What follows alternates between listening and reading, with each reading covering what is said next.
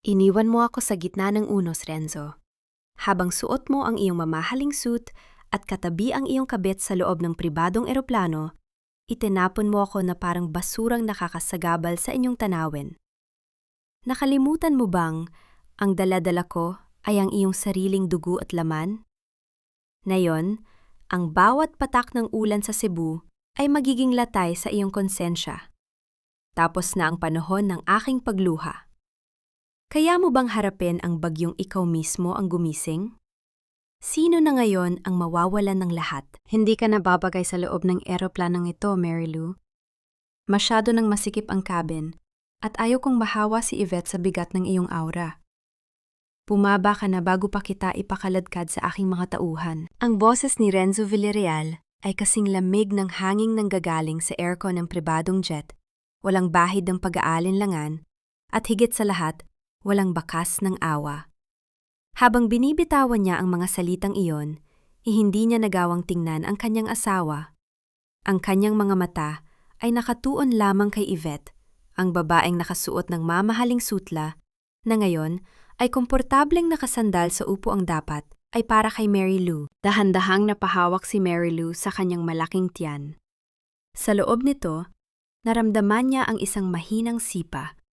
Isang paalala na sa kabila ng kalupitang nararanasan niya, may isang buhay na umaasa sa kanya. Ngunit sa sandaling iyon, tila nawalan ng lakas ang kanyang mga tuhod. Ang kamay niyang nanginginig ay mahigpit na nakakapit sa isang maliit na rosaryong gawa sa kahoy. Ang tanging bagay na dala niya mula sa kanyang probinsya. Kaninang umaga lamang, gumising siya ng maaga upang ihanda ang paboritong kape ni Renzo. Tiniyak na maayos ang lahat ng gamit nito para sa biyahe patungong Cebu, sa kabila ng pananakit ng kanyang balakang dahil sa nalalapit na panganganak. Akala niya, ang biyaheng ito ay isang pagkakataon upang ayusin ang kanilang nagdidilim na pagsasama. Ngunit ang lahat ng kanyang pagsisikap, ang lahat ng kanyang pagtitiis sa loob ng 3 taon ay tila isang bula na biglang pumutok sa harap ng katotohanan. Parang may ifang malaking bara sa kanyang lalamunan na ayaw lumabas. Ang kanyang dibdib ay sumisikip. Tila may isang bakal na kamay na pilit pinipiga ang kanyang puso hanggang sa wala ng matirang dugo rito. Napatingin siya sa labas ng bintana ng eroplano. Ang langit ng Cebu ay natatakpan ng makakapal at ng ingitim na ulap. Ang hangin ay nagsisimula ng humiyaw at ang mga unang patak ng ulan ay marahas na humahampas sa katawan ng eroplano. Na lumilika ng isang nakabibing ingay na tila ba sumasabay sa kanyang panahoy. Walang imik na tumayo si Mary Lou. Ang bawat hakbang niya patungo sa pintuan ng eroplano ay parang paglalakad sa ibabaw ng mga bubog. Ramdam niya ang nanunutyang tingin ni Yvette, ang matatamis na ngiti nito na tila isang lason na dahan-dahang kumakalat sa kanyang sistema. Nang makarating siya sa bukana, sinalubong siya ng marahas na hagupit ng hangin at ulan. Isang bundle ng pera ang biglang lumipad sa kanyang paanan, bumagsak sa basang tarmac ng airport. Gamitin mo yan para kumuha ng tricycle o kahit anong masasakyan mo. Huwag mo na akong abalahin, Mary Lou. Tapos na tayo. Ito ang huling mga salitang narinig niya bago tuluyang sumara ang pinto ng eroplano. Nanatili siyang nakatayo sa gitna ng rumaragasa sa ulan, basang-basa, habang ang ingay ng makina ng eroplano ay dahan-dahang lumalayo hanggang sa maging isang munting tuldok na lamang sa madilim na papawirin.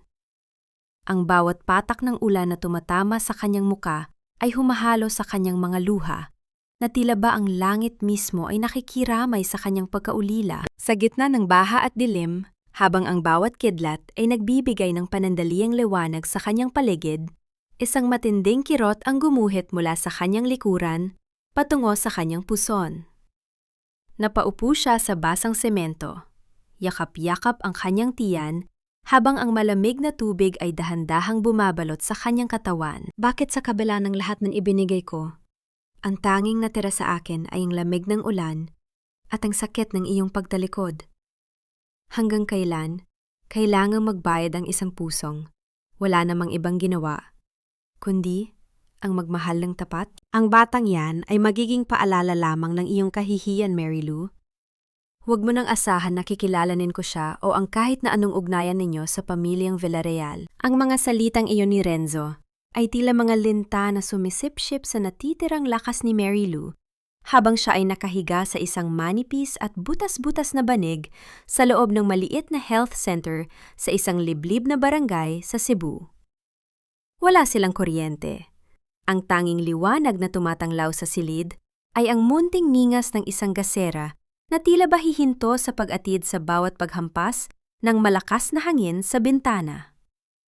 Ang ulan ay patuloy na tumutulo.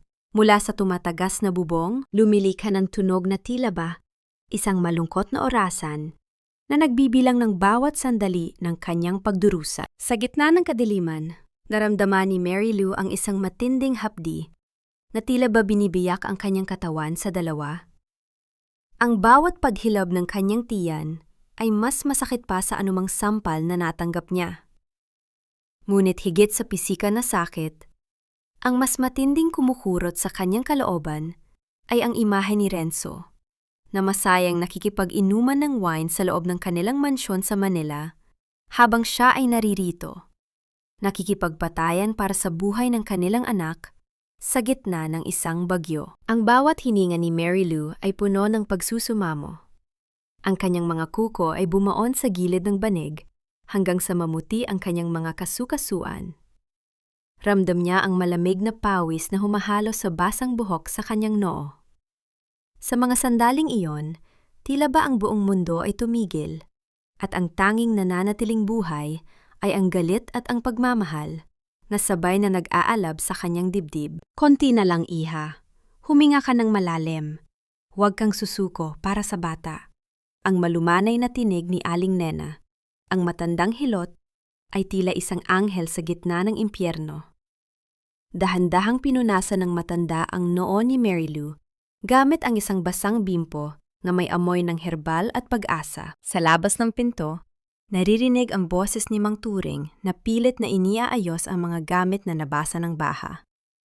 Ang matandang lalaking ito, na itinuring niyang pangalawang ama, ang bumuhat sa kanya sa gitna ng baha nang mawalan siya ng malay sa tarmac. Ang kanyang katapatan ay tila isang sampal sa kawalan ng puso ni Renzo. Hayaan mo sila, Mary Lou. Ang mga Villarreal ay may ginto sa kanilang mga bulsa, ngunit basura ang kanilang mga kaluluwa. Ikaw ang may tunay na kayamanan ngayon, bulong ni Mang Turing na may halong pait at malasakit. Isang matinding sigaw ang kumawala sa mga labi ni Mary Lou. Isang tunog na hindi lamang galing sa sakit ng panganganak, kundi mula sa lahat ng taon ng pananahimik at pagtitiis. Kasabay ng pagpunit ng dilim ng isang matalim na kidlat, narinig ang isang mahinang tinig, isang manipis at gumaralgal na uha ng isang sanggol. Ang tunog na iyon ay tila isang himig ng tagumpay na dumaig sa hagupit ng bagyo. Nang idampi ni Aling Nena ang maliit at madulas na katawan ng sanggol sa dibdib ni Mary Lou, tila ba ang lahat ng lamig at put ay biglang naglaho. Ang mainit na balat ng kanyang anak ang naging tanging sandata niya laban sa kalupitan ng mundo. Tiningnan ni Mary Lou ang munting mukha ng kanyang anak. Wala itong kamuwang-muwang sa kasalanan ng kanyang ama, ngunit sa bawat munting daliri nito, nakita ni Mary Lou ang kanyang kinabukasan. Ang kanyang mga luha ay pumatak sa pisngi ng sanggol. Hindi na dahil sa sakit, kundi dahil sa isang panata na nabuo sa gitna ng unos. Hinding-hindi kita hahayaang maging katulad nila, bulong ni Mary Lou sa wikang Tagalog na puno ng diin at pagmamahal. Mula sa araw na ito, tayo na lang dalawa. At sisiguraduhin ko na ang bawat patak ng luha na ibinigay nila sa akin ay babayaran nila ng buo. Nang dahan-dahang tumigil ang ulan, at sumilip ang unang liwanag ng bukang liwayway sa pagitan ng mga ulap. Isang kakaibang katahimikan ang bumalot sa health center. Ngunit ang katahimikang ito ay hindi tanda ng kapayapaan, kundi ang simula ng isang tahimik at mapanganib na plano. Kung alam mo lang, Renzo, na ang bagyong itinapon mo ay hindi namatay sa ulan. Naghihintay lamang ito ng tamang panahon para bumalik at ano rin ang lahat ng iyong pinakaingatan. Mayroon ka pa bang mukhang ihaharap kapag ang batang itinuring mong kahihiyan ang maging dahilan ng iyong pagbagsak? Ang pangalan ng pamilyang Villarreal ay nakatinta sa dugo at luha ng mga taong inapakan nila, Mary Lou. Huwag mong hayaang maging isa ka lamang sa mga anino nila. Ang tinig ng yumaong Don Facundo ay tila ba muling umalingaw-ngaw sa pandinig ni Mary Lou, habang hawak-hawak niya ang isang itim na sobrang bahagyang nabasa ng ulan. Nakasandal siya sa malamig na pader ng health center, habang sa kanyang bisig ay himbing na natutulog ang kanyang anak. Ang munting hininga ng sanggol ay ang tanging musikang nagbibigay sa kanya ng kapayapaan sa gitna ng kaguluhan ng kanyang isip. Dahan-dahang binuksan ni Mary Lou ang sobre. Ang mga daliri niya, na dati ay tanging pagluluto at pag-aayos lamang ng gamit ni Renzo ang alam gawin, ay nanginginig sa takot at pananabik. Sa loob nito ay may isang sulat na may selyo ng isang kilalang law firm sa Makati at isang sulat kamay na mensahe mula sa kanyang biyenan bago ito pumanaw. Alam ko ang tunay na kulay ng aking anak, Mary Lou. Panimula ng sulat. Nakita ko kung paano kanya unti-unting pinapatay sa pamamagitan ng kanyang panlalamig. Ang pag-ibig mo ay masyadong dalisay para sa isang taong ang tanging sinasamba ay ang kanyang sariling anino. Habang binabasa ang bawat salita, tila ba may mga punyal na sumasaksak sa puso ni Mary Lou? Ang bawat pangako ni Renzo noon na aalagaan siya, ang bawat pagsisinungaling nito na siya lamang ang mahal, ay tila mga dumi na dahan-dahang hinuhugasan ng katotohanang nakasulat sa papel. Ngunit ang huling bahagi ng dokumento ang nagpatigil sa tibok ng kanyang puso. Hindi lamang pala simpleng mana ang iniwan ni Don Facundo. Ang matanda, sa kanyang huling hininga, ay naglipat ng 40% ng voting rights ng Villarreal Group of Companies sa pangalan ni Mary Lou. Ngunit sa isang kondisyon. Maari lamang itong gamitin kung mapatunayang ang kasalukuyang namumuno ay gumagawa ng mga hakbang na labag sa dangal ng pamilya. Ano ang gagawin natin, Hija? Tanong ni Mang Turing na kanina pa palang nakatayo sa may pintuan. Pinagmamasdan ang pagbabago sa mukha ng kanyang alaga. Ang kanyang mga mata ay puno ng determinasyon. Tila ba handa na siyang sumabak sa anumang gyera para kay Mary Lou? Tumingin si Mary Lou sa labas ng bintana. Ang mga ulap ay dahan-dahang nahahati, at ang sinad ng araw ay nagsisimulang tumama sa putikan na naiwan ng baha. Ang putik ay marumi, oo. Ngunit doon din sumisibol ang pinakamalalakas na halaman. Akala ni Renzo ay itinapon niya ako sa lugar kung saan ako mamamatay. Ang boses ni Mary Lou ay hindi na gumaralgal. Ito ay malamig, matatag, at kasing tulis ng kristal. Hindi niya alam na sa lugar na ito ako muling isisilang. Mang Turing, sa tingin ni Renzo ay wala na akong kakampi. Hahayaan natin siyang maniwala sa kasinungalingang iyon. Isang mapait na ngiti ang gumuhit sa mga labi ni Mary Lou. Inisip niya si Yvette na marahil ay kasalukuyang pumipili ng mga bagong kagamitan para sa kanilang kwarto. Hindi alam na ang bawat pako sa bahay na yon ay mayroon ng bagong nagmamay-ari. Inisip niya ang kanyang binan na si Doña Aurora na laging ipinamumuka sa kanya ang kanyang mababang pinagmulan. Dahan-dahang itiniklop ni Mary Lou ang papel at ibinalik sa sobre. Ramdam niya ang bigat ng kapangyarihang hawak niya ngayon. Hindi lamang ito tungkol sa pera. Ito ay tungkol sa katarungan para sa bawat dabing iniyakan niya, para sa bawat pang-iinsultong nilunok niya, at para sa kanyang anak na pinagkaitan ng ama bago pa man makakita ng liwanag. Maghanda ka, Renzo, bulong ni Mary Lou, habang hinahaplos ang malambot na pisingi ng kanyang sanggol. Dahil ang bagyong inaakala mong lumipas na, ay kasalukuyan pa lamang nag-iipon ng lakas para sa kanyang muling pagbabalit.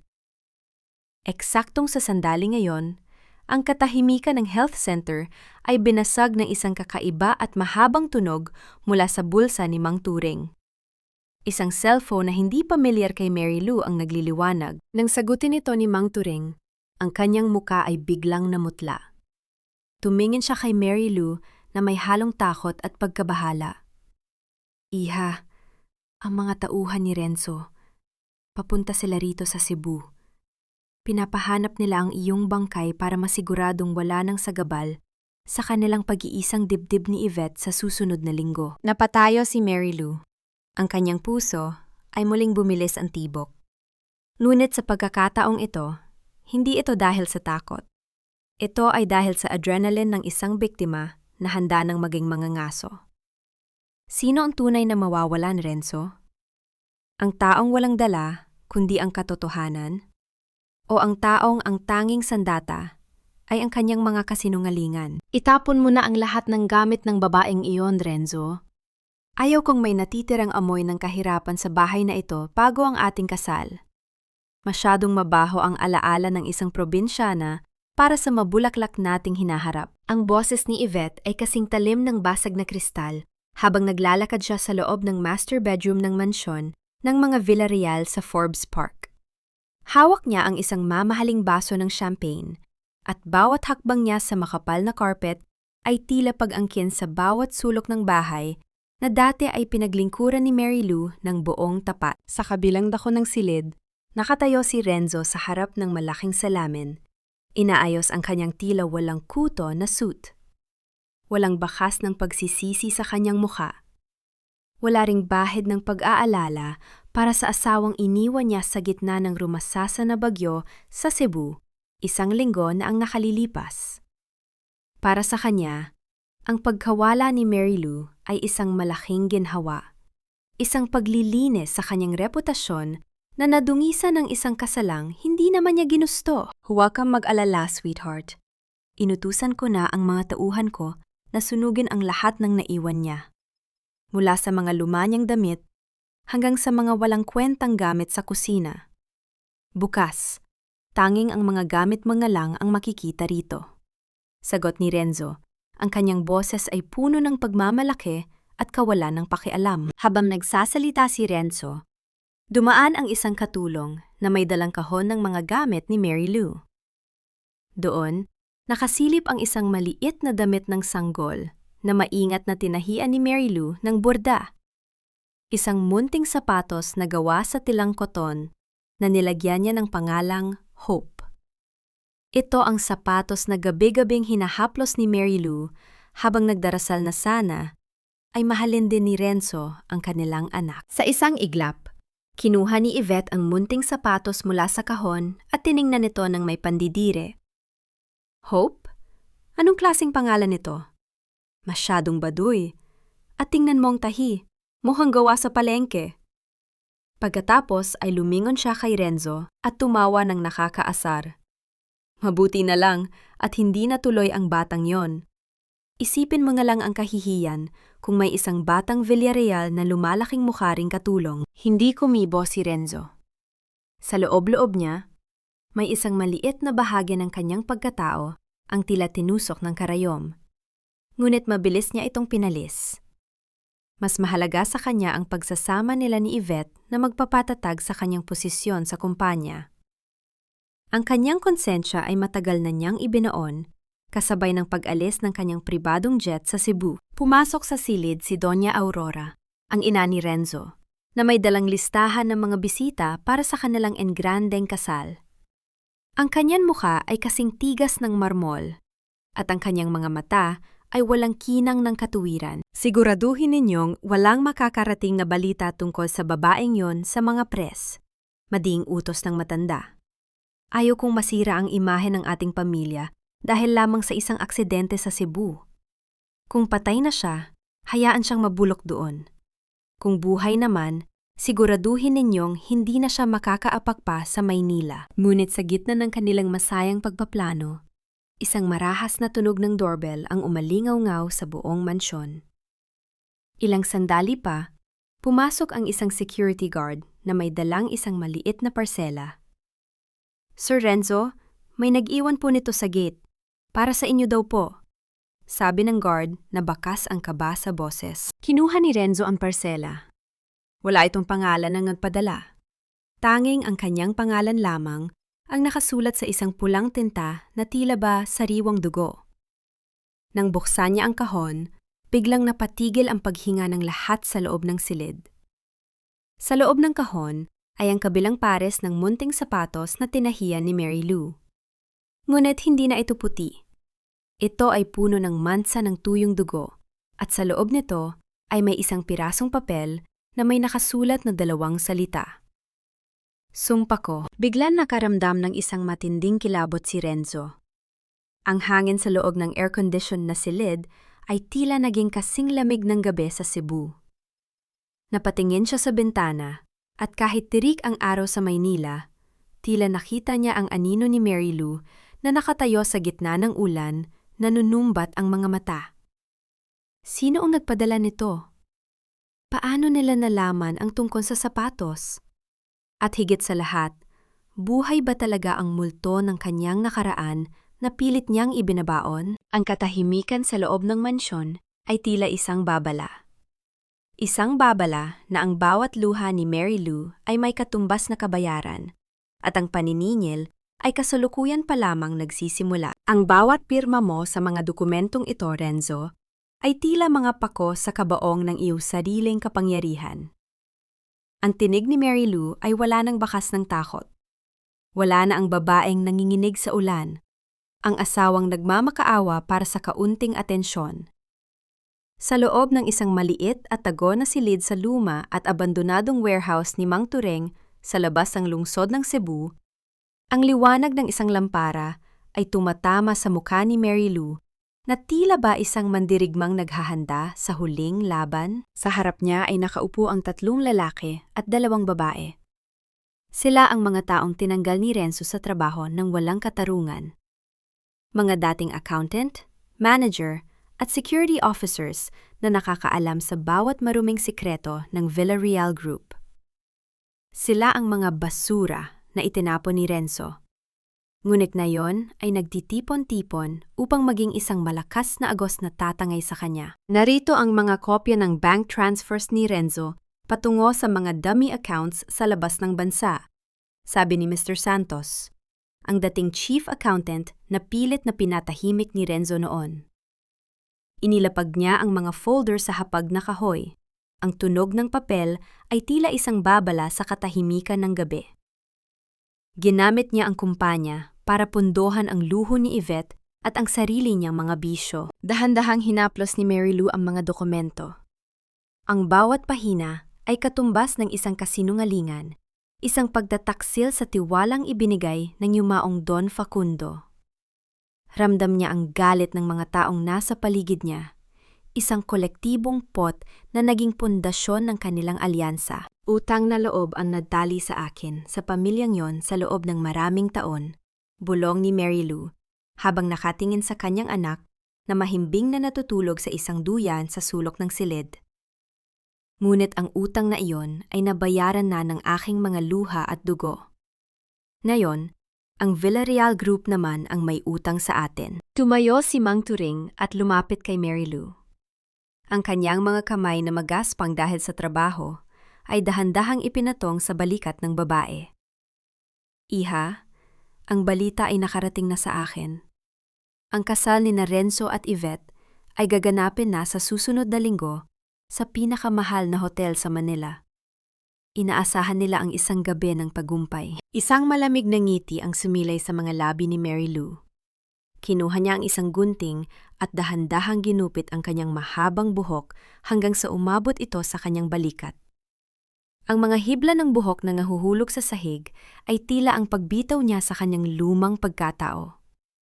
Ang dati ay mahinhin at masunuring asawa ay wala na.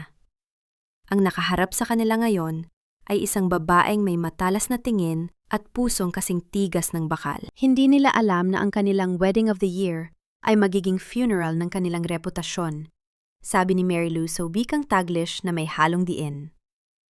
Mang Turing, ihanda ang mga legal na dokumento.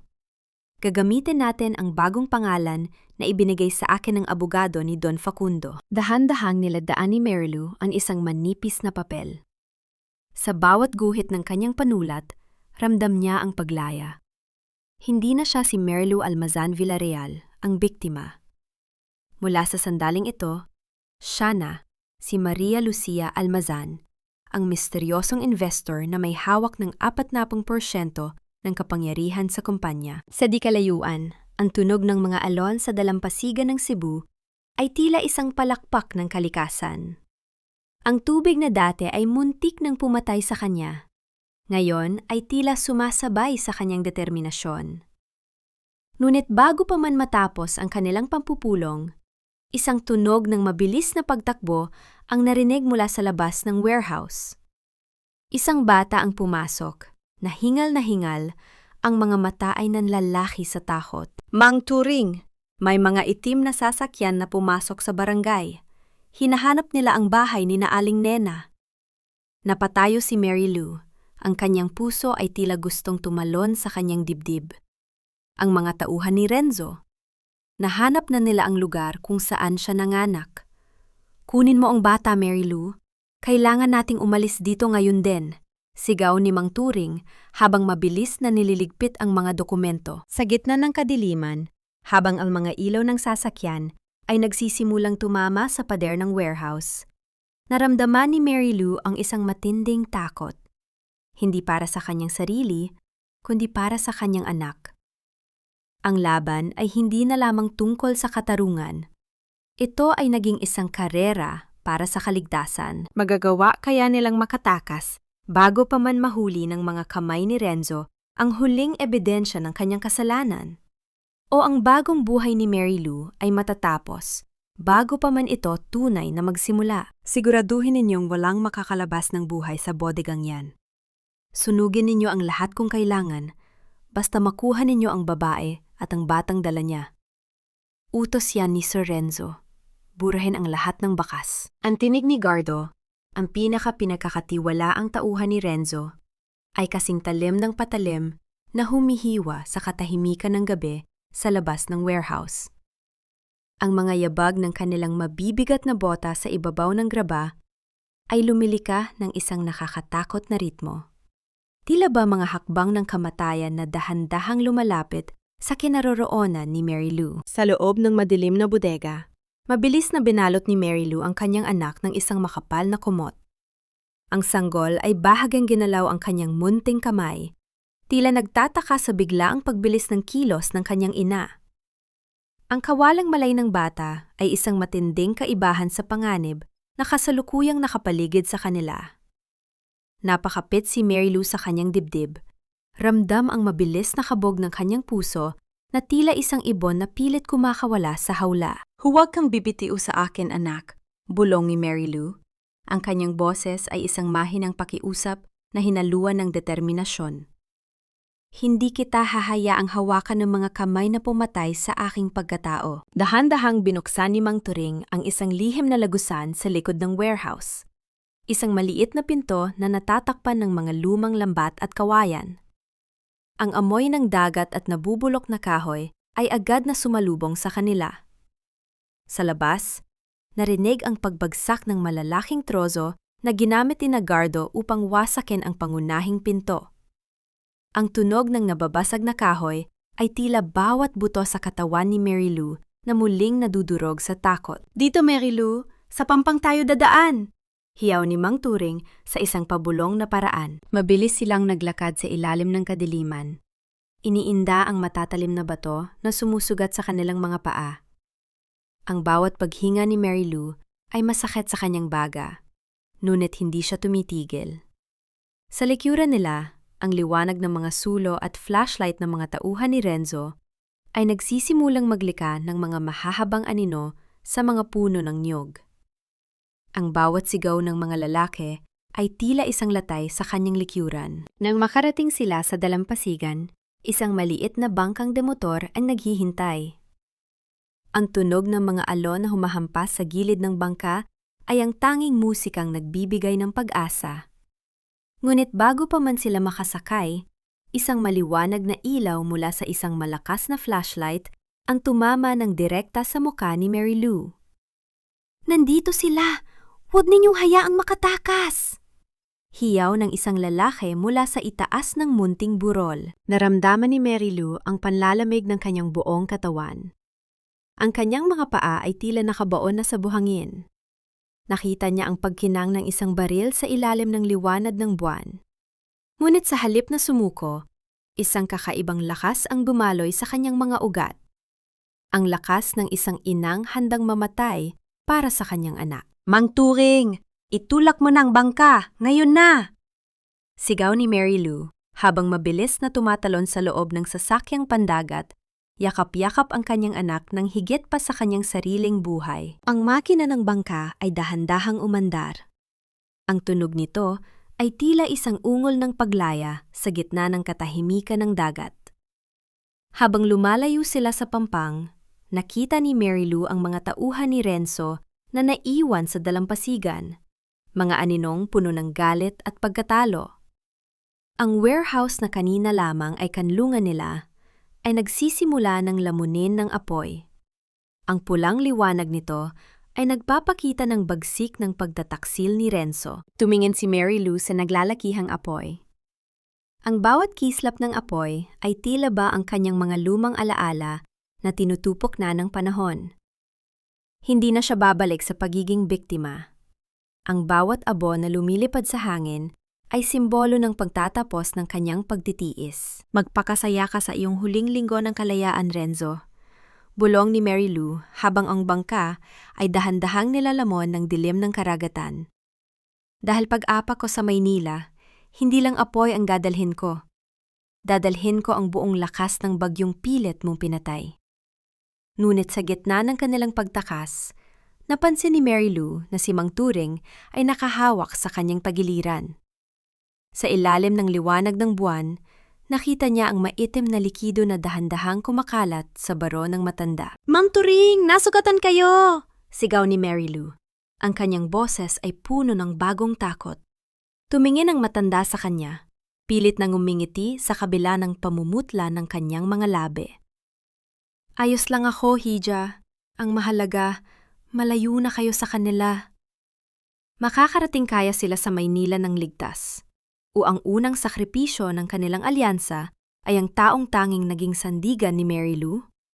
At sino ang nagturo sa mga tauhan ni Renzo kung nasaan sila? Huwag mong hayaang ang dugo ko ang maging huling luhang ititira mo, Mary Lou. Ang sugat na ito ay pambayad lamang sa kalayaang ninakaw nila sa iyo sa loob ng maraming taon. Ang boses ni Mang Turing ay halos isang bulong na lamang, kasing hina ng hangin na umiihip sa ibabaw ng madilim na karagatan. Nakasandal ang matanda sa gilid ng bangka. Ang kanyang mga kamay ay mahigpit na nakakapit sa kanyang tagiliran, kung saan ang pulang likido ay dahan-dahang dumadaloy at kumukulay sa kanyang puting baro. Ang bawat paghinga niya ay may kasamang huni ng sakit, isang tunog na tila ba kinakatay ang puso ni Mary Lou. Sa loob ng gumaralgal na bangka, mabilis na pinunit ni Mary Lou ang laylayan ng kanyang damit.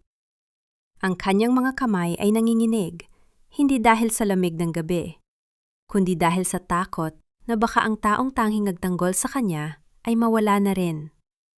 Ginamit niya ang tela upang pigilan ang pagagos ng dugo mula sa sugat ni Mang Turing. Ang mansa ng dugo sa kanyang mga palad ay mainit, isang malupit na paalala na ang bawat hakbang niya patungo sa katarungan ay may katumbas na buhay. Hindi, Mang Turing. Huwag kayong magsalita ng ganyan, pakiusap ni Mary Lou. Ang kanyang mga luha ay pumatak sa sugat ng matanda. Kayong dalawa lang ng anak ko ang pamilya ko. Hindi niyo ako pwedeng iwan. Isang maitim na kabalintunaan ang bumalot sa kanyang isipan. Sa gabing ito, habang nilalabanan niya ang alon upang iligtas ang buhay ni Mang Turing, naisip niya si Renzo. Marahil ay kasalukuyang nakahiga si Renzo sa malambot na kama, walang kamalay-malay sa sakripisyong nagaganap sa gitna ng dagat. Ang lalaking dapat ay nagpoprotekta sa kanya, ang siyang nagpadala ng mga mamamatay tao, habang ang matandang lingkod na wala namang obligasyon sa kanya, ang siyang nag-alay ng sariling katawan bilang panangga. Ang bawat pintig ng makina ng bangka ay tila isang tibok ng puso na unti-unting humihina. Ang kadiliman ng dagat ay tila isang dambuhala na handang lamunin sila anumang oras.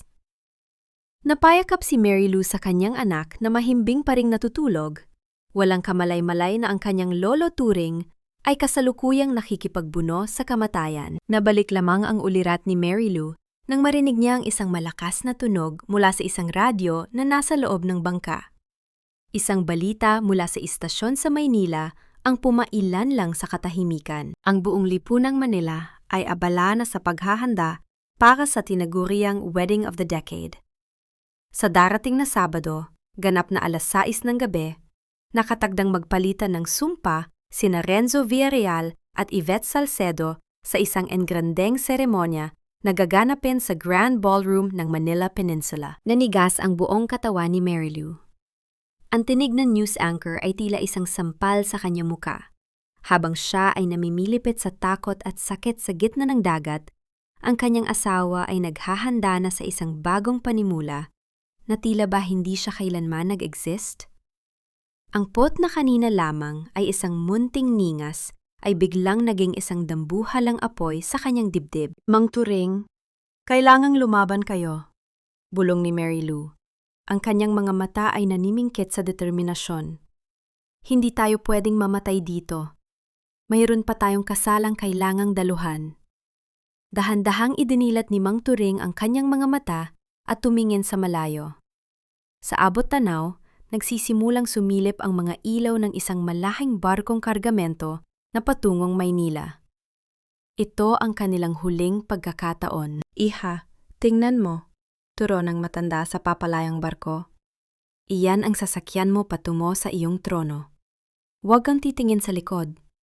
Ang bagyong nagsimula sa Cebu ay kailangang matapos sa Maynila. Ngunit habang pilit nilang hinahabol ang malaking barko, isang maliwanag na spotlight mula sa malayo ang tumama sa kanilang bangka. Hindi ito mula sa barkong kargamento. Ito ay mula sa isang mas mabilis na speedboat na may tatak ng Philippine Coast Guard. Ngunit ang mga sakay nito ay hindi mga otoridad, kundi mga lalaking nakaitim na suit. Nahanap na naman ba sila ni Renzo? O may iba pang lihim na kaaway na ayaw silang makarating sa Maynila? Huwag kayong kikilos.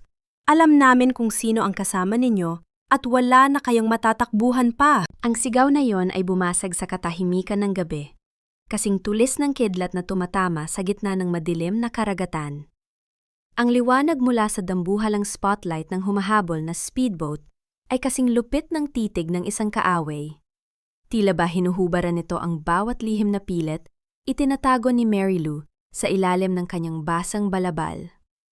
Ang silaw ay nagdulot ng panandaliang pagkabulag, ngunit ang mas matinding ng pabilis sa tibok ng kanyang puso ay ang anino ng mga baril na nakatutok sa kanilang direksyon. Sa loob ng gumaralgal na bangka, mahigpit na niyakap ni Mary Lou ang kanyang anak. Ramdam niya ang mabilis na pintig ng puso ng sanggol sa kanyang dibdib.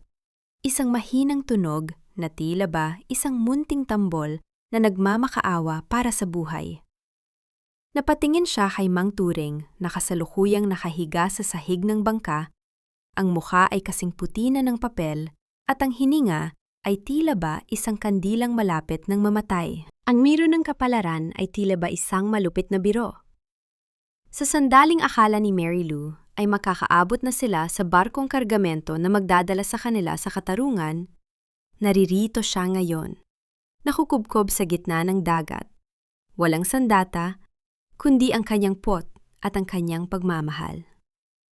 Ang tubig na pumapalibot sa kanila ay tila ba nagiging isang malaking libingan na handang tumanggap sa kanilang mga labi. Naramdaman ni Mary Lou ang isang matinding panghihina.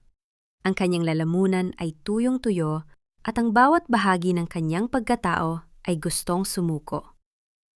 Ngunit nang marinig niya ang mahinang ungol ng kanyang anak, ang kanyang takot ay biglang napalitan ng isang mapanganib na tapang.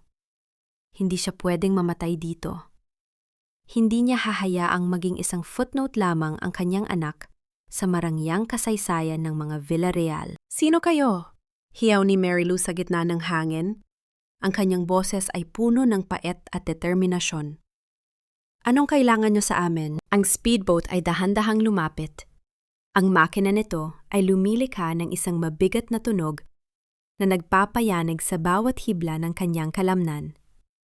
Isang lalaking nakasuot ng formal na coat ngunit may matigas na muka. Ang tumayo sa unahan ng sasakyang pandagat.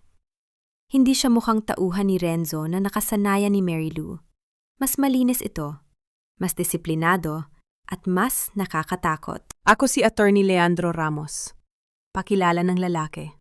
Ang boses ay baritono at walang bahid ng emosyon. Inutusan ako ni Don Facundo bago siya pumanaw na hanapin ka sa oras ng itim na sobre ay mabuksan na. Kami ang iyong proteksyon, Maria Lucia. Napatigil ang mundo ni Mary Lou. Ang pagbanggit sa kanyang bagong pangalan ay tila isang susi na nagbukas ng isang pinto na hindi niya alam na umiiral. Dahan-dahang ibinaba ng mga lalaki ang kanilang mga ilaw at sandata. Ang tensyon sa hangin ay dahan-dahang naglaho, pinalitan ng isang mabigat na uri ng pag-asa. Mabilis na lumapit ang mga tauhan ni Attorney Ramos upang tulungan sila. Ang paglipat kay Mang Turing sa mas malaking sasakyan ay puno ng pag-iingat. Ngunit ang bawat galaw ay may kasamang tunog ng pagmamadali. Nang makasakay na si Mary Lou, agad siyang binalot ng isang tuyong kumot at binigyan ng mainit na inumin. Ang init ng baso sa kanyang mga palad ay tila ba ang unang tunay na pakiramdam ng kaligtasan sa loob ng mahabang panahon. Kailangan nating makarating sa Maynila bago magsabado, sabi ni Attorney Ramos habang nakatingin sa malawak na dagat. Ang iyong asawa ay kasalukuyang naghahanda para sa isang pagdiriwang. Ngunit hindi niya alam na ang tunay na may-ari ng korona ay paparating na. Tumiin si Mary Lou sa refleksyon ng kanyang sarili sa salamin ng cabin. Ang babaeng nakikita niya ay hindi na ang Mary Lou na mahinhin at laging nakayuko. Ang kanyang mga mata ay may kislap na ng katarungan at ang kanyang mukha, kahit na may mga bakas ng paghihirap, ay nagpapakita ng isang reynang handang bawiin ang kanyang kaharian. Attorney Ramos, gusto kong maramdaman ni Renzo ang bawat takot na naramdaman ko sa Cebu. Bulong ni Mary Lou, ang kanyang Taglish ay may halong diin at otoridad. I want him to see me not as a ghost, but as the storm he can never escape. Habang ang speedboat ay humahati sa mga alon patungo sa lungsod ng Maynila, ang mga ilaw ng metropolis ay nagsisimulang sumilip sa abot tanaw. Ang amoy ng dagat ay dahan-dahang napapalitan ng amoy ng usok at kapangyarihan. Ngunit sa kabila ng kanilang paghahanda, isang mahalagang dokumento ang napansin ni Mary Lou na wala sa kanyang daladalahan. Ang testamento ni Don Facundo, ang orihinal na kopya na may voting rights, ay hindi niya mahagilap sa loob ng kanyang basang bag. Naiwan ba ito sa nasusunog na warehouse? O ninakaw ito ng isa sa mga tauhan ni Renzo bago sila makatakas? Kung wala ang dokumentong yon, ang kanyang pagbabalik sa Maynila ay magiging isang pagpapakamatay lamang. Paano haharapin ni Mary Lou ang katarungan kung ang tanghing sandata niya ay ang kanyang mga salita laban sa isang imperyo ng kasinungalingan? Wala na ang dokumento, Attorney Ramos. Ang huling alas na iniwan sa akin ni Don Facundo, naiwan sa apoy ng Cebu. Ang boses ni Mary Lou ay halos isang hininga na lamang. Puno ng pait na mas matindi pa sa alat ng dagat na kanila lamang nilisan. Nakatayo siya sa loob ng isang marangyang suite sa isang tago at eksklusibong kondominium sa Bonifacio Global City. Ang paligid ay kasing kintab ng salamin, may amoy ng mamahaling pabango at bagong linis na leather. Ngunit para kay Mary Lou, ang bawat sulok ng silid ay tila isang hawlang ginto na muling sumasakal sa kanya. Dahan-dahan siyang naupo sa gilid ng malambot na kama. Ang kanyang mga kamay ay nanginghinig habang hinahalongkat ang basang bag sa ikasampung pagkakataon. Tanging ang mga damit ng kanyang anak at ang munting rosaryo ang naroon. Ang itim na sobre, ang piraso ng papel na magpapatunay na siya, ang may-ari ng 40% ng Villarreal Group, ay wala na. Tila ba kasabay nitong natupok ang kanyang pag-asa sa bodega sa Cebu. Huminahon ka, Maria Lucia. Ang boses ni Attorney Ramos ay mahinahon, ngunit may awtoridad. Nakatayo ang abogado sa harap ng malaking bintana, pinagmamasdan ang naglalakihang mga gusali ng Maynila na tila mga higanteng nagmamasid. Ang orihinal na dokumento ay mahalaga, oo. Ngunit ang katotohanan ay hindi nasusunog.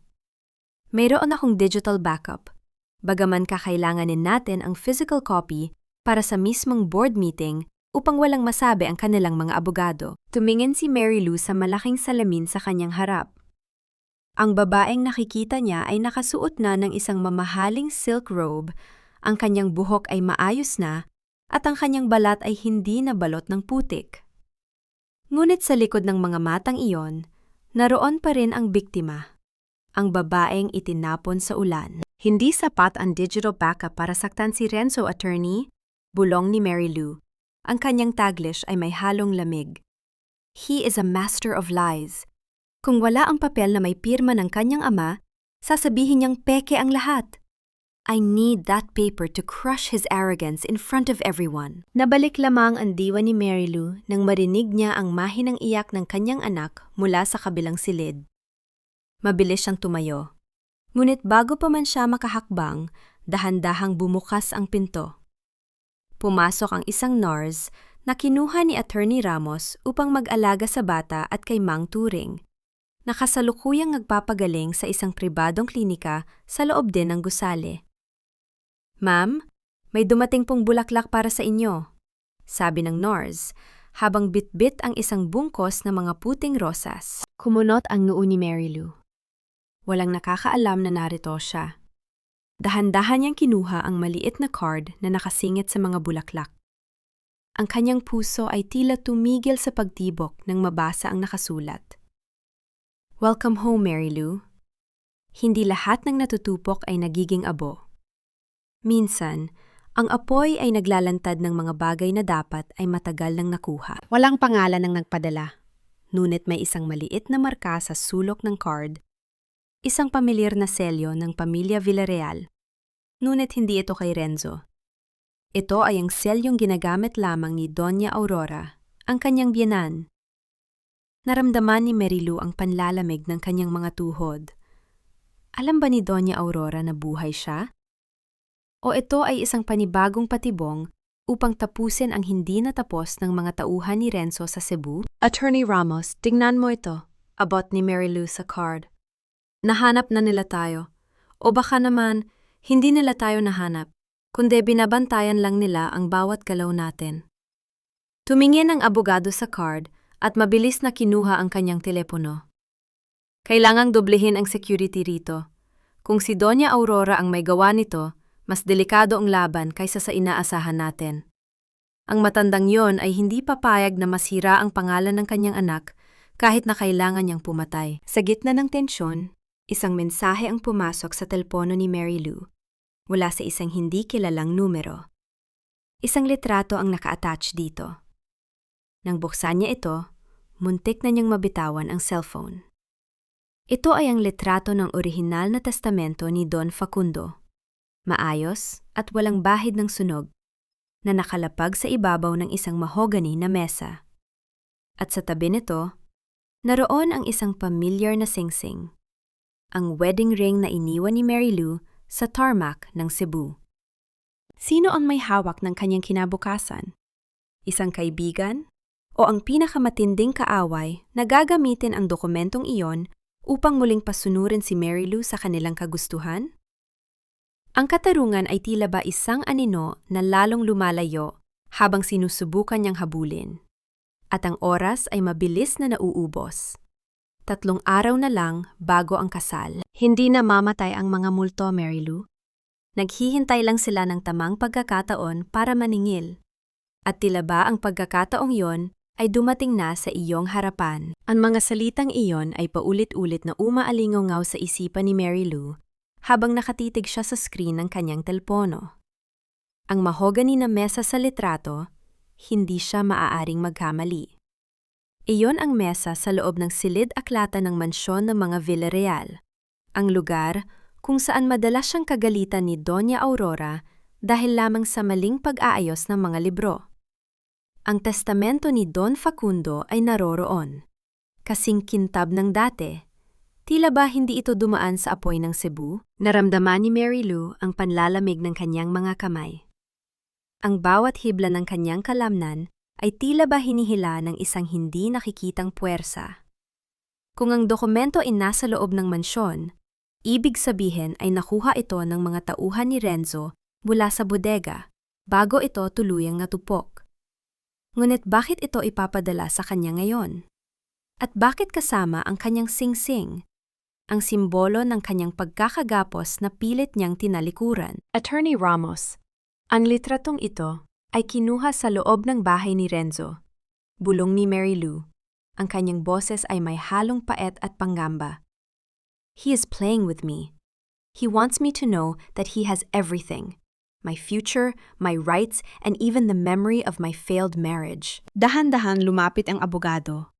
Ang kanyang mga sapatos ay lumilika ng isang marahan at seryosong tunog sa ibabaw ng makintab na sahig. Kinuha niya ang telepono at pinag-aralang ang bawat detalye ng litrato. Ang kanyang mga kilay ay nagsalubong. Tila ba binabasa ang isang mahirap na kaso? Kung si Renzo ang may hawak nito, Maria Lucia, hindi niya ito ipapakita sa iyo. Susunugin niya ito ng tuluyan upang wala ka ng maging laban. Pagsusuri ni Attorney Ramos sa kanyang baritonong boses. May ibang tao sa loob ng mansyong iyon na gustong makipag-usap sa iyo. Isang tao na may sariling agenda. Nabalik lamang ang diwa ni Mary Lou nang marinig niya ang tunog ng isang sasakyang huminto sa tapat ng gusali. Mula sa kanyang bintana, sa ika-30 palapag, nakita niya ang isang itim na limousine na pamilyar sa kanya. Ang plate number nito ay hindi kay Renzo. Ito ay ang sasakyang laging ginagamit ng kanyang biyenan. "Attorney, nandito ang Donya," sabi ni Mary Lou. Ang kanyang puso ay tila isang tambol na nagpaparamdam ng paparating na digmaan. Ilang sandali pa, ang katahimikan ng suite ay binasag ng isang marahan, ngunit otoritaryong katok sa pintuan. Nang buksan ito ni Attorney Ramos, tumambad ang isang matandang babae na ang tindig ay kasing itaas ng mga gusali sa paligid. Si Doña Aurora Villarreal, suot ang kanyang paboritong kulay abong terno, ay pumasok sa silid na tila ba siya ang may-ari ng buong mundo. Ang amoy ng kanyang mamahaling pabango ay agad na lumaganap, isang amoy na nagdala kay Mary Lou pabalik sa mga taon ng kanyang pagtitiis. Akala mo ba ay madali kang makakapagtago sa akin, Mary Lou? Panimula ng matanda, ang kanyang boses ay walang bahid ng galit, kundi puno ng isang nakakaangilong kapanatagan. Alam ko ang bawat galaw mo, simula nang tumuntong ka sa tarmac ng Manila. Tumingin si Mary Lou ng diretso sa mga mata ng kanyang biyenan. Walang pagyuko, walang pag-atras. Ang kanyang mga kamay ay mahigpit na nakakuyom sa ilalim ng kanyang silk robe. Bakit kayo narito, Doña Aurora? Upang tapusin ang sinimula ng inyong anak? Tanong ni Mary Lou sa wikang Taglish na may halong talim. If you're here to buy my silence, you're wasting your time. Isang mapait na ngiti ang gumuhit sa mga labi ng matanda. Dahan-dahan niyang inilabas ang isang maliit na pelus na supot mula sa kanyang bag at inilapag ito sa lamesa. Nang bumukas ito, gumulong ang wedding ring ni Mary Lou na lumilikha ng isang munting tunog bago tumigil sa gitna. Narito ako dahil ang anak ko ay isang hangal, Mary Lou, sabi ni Doña Aurora. Ang kanyang boses ay tila isang malamig na hangin. Renzo is weak. He chooses a woman like Yvette who only loves his bank account. But you have the blood of the next Villarreal heir in your arms. And more importantly, you have the vote that my husband intended for a person with a spine. Napatigil ang paghinga ni Mary Lou. Ang kanyang biyenan, ang taong itinuring niyang pinakamalupit na kaaway, ay kasalukuyang kinikilala ang kanyang lakas? Isang laro ba ito? O isang desperadong hakbang ng isang ina na gustong iligtas ang kumpanya mula sa sarili nitong anak? Ang testamento ay nasa akin, Mary Lou. At ibibigay ko ito sa iyo sa isang kondisyon. Pagpapatuloy ng Donya, ang kanyang mga mata ay naniningkit. You will attend the wedding. At sa harap ng lahat, tatapusin mo ang kahihiyang ito na sinimulan ni Renzo. If you want justice, I will give you the stage. But you must be ready to burn everything down, including the name you once carried. Ang bawat salita ni Doña Aurora ay tila isang bitag na nakabalot sa sutla. Ang katarungan ay nasa loob na ng kanyang abot tanaw. Ngunit ang kabayaran ay ang tuluyang pagdurog sa lalaking dating niyang minahal. Kaya ba ni Mary Lou na maging kasing lupit ng mga taong umapi sa kanya? O ang alok na ito ay isang mas malalim na hukay na inihanda para sa kanya? May 2 araw ka pa para mag-isip, sabi ng Donya habang tumatalikod. Huwag kang mahuhuli, Maria Lucia. Ang mga Villarreal ay hindi mahilig maghintay sa mga taong walang paninindigan. Nang sumara ang pinto, ang katahimikan sa silid ay tila ba isang dambuhal ang naghihintay ng sagot. Napatingin si Mary Lou sa kanyang anak na mahimbing na natutulog. Ang munting kamay nito ay nakakuyom. Tila ba nakahanda rin sa isang laban? Ang pagpapatawad ay para sa mga taong marunong tumingin sa kanilang pagkakamali. Ngunit ang katarungan ay para sa mga inaping walang sandata kundi ang kanilang dangal. Ang tinig ni Mary Lou sa loob ng kanyang isipan ay kasing talim ng kidlat habang pinagmamasdan niya ang sarili sa malaking salamin ng kanyang suite. Lumipas na ang gabi ng pagbisita ni Doña Aurora, ngunit ang amoy ng mamahaling pabango ng matanda ay tila ba nakakapit pa rin sa mga kurtina, isang paalala na ang bawat sulok ng kanyang buhay ay pinagmamasdan pa rin ng mga Villarreal. Sa kanyang harap, nakalatag ang isang itim na gown na gawa sa pinakamahal na sutla, isang regalo mula sa kanyang biyenan. Ang kulay nito ay kasing dilim ng gabing iniwan siya sa Cebu. Ngunit ang kintab nito ay tila ba mga bituin na nagbabadya ng isang bagong umaga. Dahan-dahang hinaplos ni Mary Lou ang tela. Ang bawat haplos niya ay tila isang pagkilala sa bagong balat na kanyang isusuot. Hindi na siya ang asawang laging nasa kusina, naghihintay ng tira-tirang atensyon. Sigurado ka ba rito, Maria Lucia? Ang tanong ni Attorney Ramos na pumasok sa silid. Ang tunog ng kanyang mga hakbang sa carpet ay marahan, puno ng pag-aalala. Ang pagtanggap sa alok ni Doña Aurora ay katulad ng pakikipagkasundo sa diablo. Hindi natin alam kung kailan niya babawiin ang kanyang kamay at hahayaan tayong mahulog. Tumingin si Mary Lou sa abogado sa pamamagitan ng salamin. Ang kanyang mga mata ay wala ng luha. Tila ba natuyo na ang lahat ng balon ng kanyang pighati sa gitna ng dagat. Ati, sa mundong ito, ang diablo lang ang may hawak ng susi sa impyernong kinaroroonan ni Renzo. Sagot ni Mary Lou sa wikang Taglish. Ang boses ay matatag at walang pang-inginig. I don't need to trust her. I just need her to open the door. Ako na ang bahalang sumunog sa loob. Samantala, sa kabilang panig ng lungsod, sa loob ng penthouse ni Renzo, ang tensyon ay nagsisimula ng sumabog. Nakaupo si Renzo sa kanyang mesa. Ang kanyang buhok ay gulo-gulo at ang kanyang mga mata ay namumula dahil sa puyat. Sa harap niya ay ang munting sapatos na dumanas ng baha, ang misteryosong parsela na tila ba naging isang sumpa sa kanyang bawat gabi. Ano ba, Renzo? Isang araw na lang at kasal na natin, pero para kang nakakita ng multo. Ang singhal ni Yvette habang padabog na ibinababa ang kanyang bag sa sofa.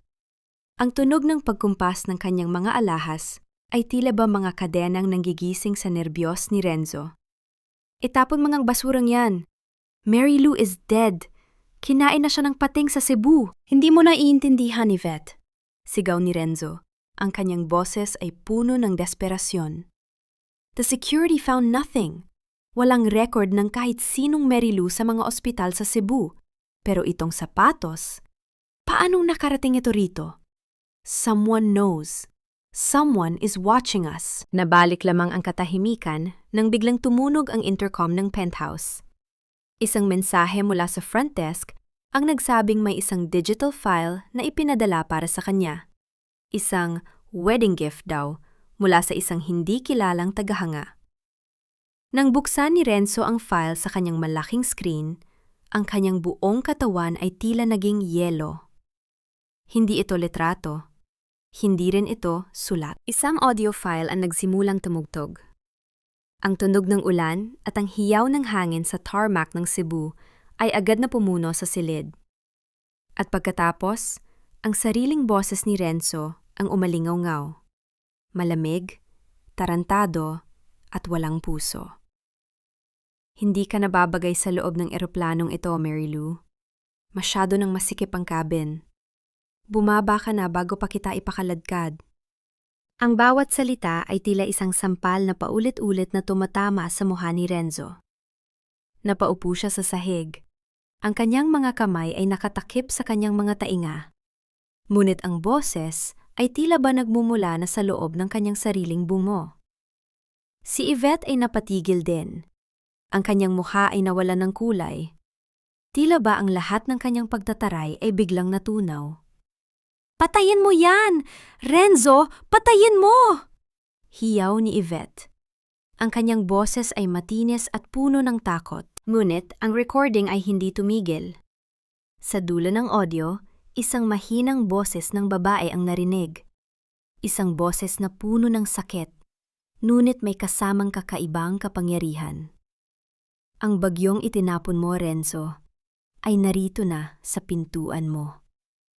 Nang matapos ang audio, ang katahimikan sa penthouse ay mas nakakatakot kaysa sa recording. Napatingin si Renzo sa malaking bintana na nakaharap sa Manila Bay. Ang langit ay nagsisimula ng magdilim. Tila ba may paparating na namang unos? Sino ang may hawak ng recording na iyon? Si Mang Turing? O ang mismong kaluluwa ni Mary Lou na bumalik upang maningil? Sa kabilang bahagi ng lungsod, dahan-dahang isinuot ni Mary Lou ang itim na belo sa kanyang mukha. Ang kanyang mga mata ay nakatitig sa kawalan, handa nang harapin ang bukas. "Isang araw na lang, Renzo," bulong ni Mary Lou sa kadiliman. "Isang araw na lang at malalaman mo kung gaano kalupit ang langit kapag ang isang ina ang humiling ng katarungan." Ngumiti ka, Renzo. Hindi ito ang mukha ng isang lalaking ikakasal sa pinakamagandang babae sa Maynila.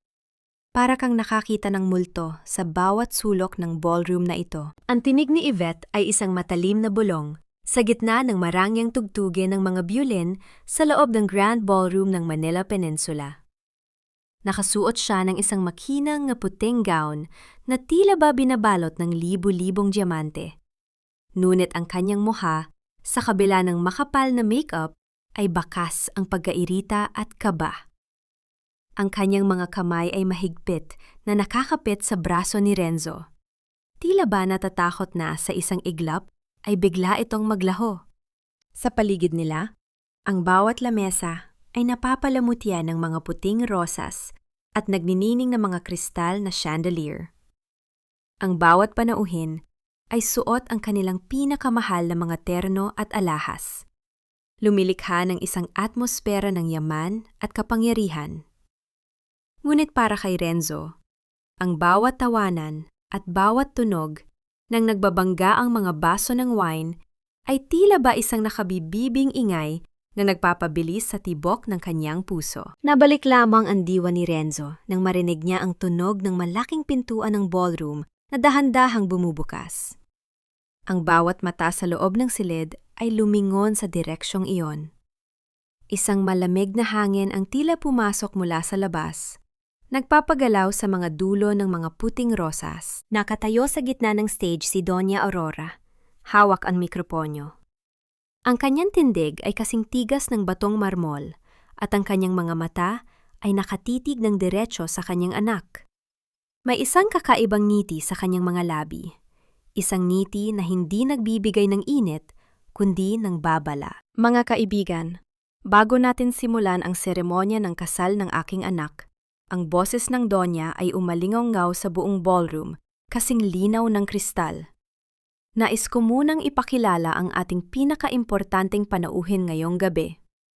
Ang taong may hawak ng kinabukasan ng Villarreal Group, ang ating bagong majority partner, at ang babaeng muling magbabalik ng dangal sa ating pangalan. Nagkaroon ng bulungan sa buong paligid. Ang mga negosyante at mga socialite ay nagkatinginan, nagtatanong kung sino ang mahiwagang investor na tinutukoy ng Donya. Si Renzo ay napatitig sa pintuan. Ang kanyang mga kamay ay nagsisimulang manginig sa ilalim ng kanyang suit. Ramdam niya ang isang matinding kilabot na gumagapang sa kanyang likuran. Sa dulo ng mahabang carpet, isang anino ang dahan-dahang lumitaw. Hindi ito nakasuot ng puti. Hindi ito nakasuot ng kahit anong kulay na nagpapakita ng katuwaan. Isang babae nakasuot ng isang napakagandang itim na gown na may mahabang belo na bahagyang tumatakip sa kanyang mukha, ang naglalakad ng dahan-dahan. Ang bawat hakbang ng kanyang takong sa makintab na sahig ay lumilika ng isang ritmo na tila ba isang orasan ng kamatayan. Nang makarating ang babae sa gitna ng liwanag ng chandelier, dahan-dahan niyang itinaas ang kanyang belo. Ang katahimikan sa loob ng ballroom ay naging kasing bigat ng isang libingan. Ang basong hawak ni Yvette ay dahan-dahang nalaglag sa sahig. Ang tunog ng pagkabasag nito ay tila ba isang hudyat ng pagsisimula ng gulo. Ang wine na tumapon sa puting carpet ay tila ba isang mansa ng dugo na hindi na mabubura. Napatayo si Renzo. Ang kanyang muka ay nawalan ng kulay. Tila ba ang lahat ng dugo sa kanyang katawan ay bumaba sa kanyang mga paa. Ang kanyang mga labi ay bahagyang bumukas, ngunit walang tunog na lumalabas. Ang babaeng nasa harap niya, ang babaeng itinapon niya sa ulan, ang asawang pinabayaan niyang mamatay sa Cebu, ay narito ngayon, nakatayo ng may dangal at kapangyarihan na kailanman ay hindi niya inasahan. Marilu, ang bulong ni Renzo ay kasing hina ng isang hiningang naglalaho. Tumingin si Marilu ng diretso sa mga mata ni Renzo. Ang kanyang mga mata ay walang bakas ng galit, kundi ng isang malamig na katarungan. Sa kanyang gilid, lumapit si Attorney Ramos na may dalang isang itim na folder, ang testamento ni Don Facundo. Hindi na ako ang babaeng iniwan mo sa ulan, Renzo. Ang boses ni Marilu ay umalingaw-ngaw sa katahimikan, kasing talim ng isang punyal na sutla. Narito ako upang bawiin ang lahat ng ninakaw mo. Hindi lamang ang pera, kundi ang bawat sandali ng katahimikan na ipinagkait mo sa akin at sa aking anak. Sa isang sandali, ang mundo ni Renzo Villarreal ay tila ba gumuho. Ang mga puting rosa sa paligid ay tila ba naging mga abo, at ang bawat panauhin ay naging mga saksi sa kanyang tuluyang pagbagsak. Buhay siya. At sa kanyang pagbabalik, dala niya ang bagyong kailanman ay hindi mapapatay ng kahit anong kayamanan. Sino na ngayon ang luluhod sa paanan ng sino? Hindi ito totoo. Isang impostora ang babaeng yan. Patay na ang asawa ko sa Cebu at hinding-hindi siya babalik na ganito ang itsura. Ang hiyaw ni Renzo ay yumanig sa buong grand ballroom. Isang tunog ng desperasyon na pilit kumakapit sa isang gumuguhong tore ng kasinungalingan. Ang kanyang mga mata ay nanlilisik, puno ng takot, na pilit itinatago ng galit. Ang kanyang daliri, na dati ay itinuturo ang lahat ng utos sa kumpanya, ay nanginginig habang nakaturo sa mukha ni Marilu. Ang katahimikan ng mga panauhin ay tila ba isang mabigat na kumot na sumasakal sa bawat salitang binibitawan niya. Dahan-dahang lumapit si Marilu. Ang bawat hakbang niya ay kasing bigat ng katarungan. Ang kintab ng kanyang itim na gown sa ilalim ng mga chandelier ay tila ba ang talim ng isang espada. Huminto siya sa tapat ni Renzo, sapat na malapit, upang maamoy ng lalaki ang pamilyar na bango ng yas na dati niyang binalewala. Ang multong itinapon mo sa gitna ng unos, Renzo, ay hindi kailanman naging impostora. Ang boses ni Marilu ay malumanay, ngunit bawat salita ay tila isang karayom na tumutusok sa balat. Ako ang bawat luhang hinayaan mong matuyo sa ulan. Ako ang bawat sakit na ipinagkait mong damayan. At higit sa lahat, ako ang ina ng anak mong itinuring mong kahihiyan. Sa isang iglap, inilabas ni Attorney Ramos ang orihinal na dokumento mula sa itim na folder. Ang selyo ng yumaong Don Facundo ay nagniningning, tila ba ang matanda mismo ang muling tumindig upang husgahan ang kanyang anak. Narito ang katotohanan, Mr. Villarreal, pahayag ng abogado sa kanyang baritonong boses. Ayon sa huling testamento ni Don Facundo, ang 40% ng shares at ang voting rights sa lahat ng desisyon ng kumpanya ay otomatikong malilipat kay Maria Lucia Almazan sa oras na mapatunayan ang iyong moral na kawalan ng kakayahan. At ang gabi ng iyong kasal sa ibang babae, habang may asawa ka pa, ay sapat na basehan para sa batas. Biglang sumabog ang bulungan sa buong silid. Ang tunog ng pagkabigla ng mga tao ay tila ba isang hangin na dahan-dahang tumatangay sa dangal ng mga Villarreal. Ngunit hindi pa doon nagtatapos ang lahat. Itinaas ni Doña Aurora ang kanyang kamay, at sa malaking screen sa gitna ng ballroom, biglang nagbago ang mga litrato ng kasal. Ang boses ni Renzo mula sa recording sa Cebu ay muling umalingaw-ngaw kasing linaw ng kristal. Bumaba ka na bago pa kita ipakaladkad? Huwag mo na akong abalahin, Mary Lou. Tapos na tayo. Ang tunog ng sarili niyang kalupitan ay tila ba isang malakas na sampal na tumama sa mukha ni Renzo. Napaupo siya sa kanyang upuan. Ang kanyang mga kamay ay nakatakip sa kanyang muka.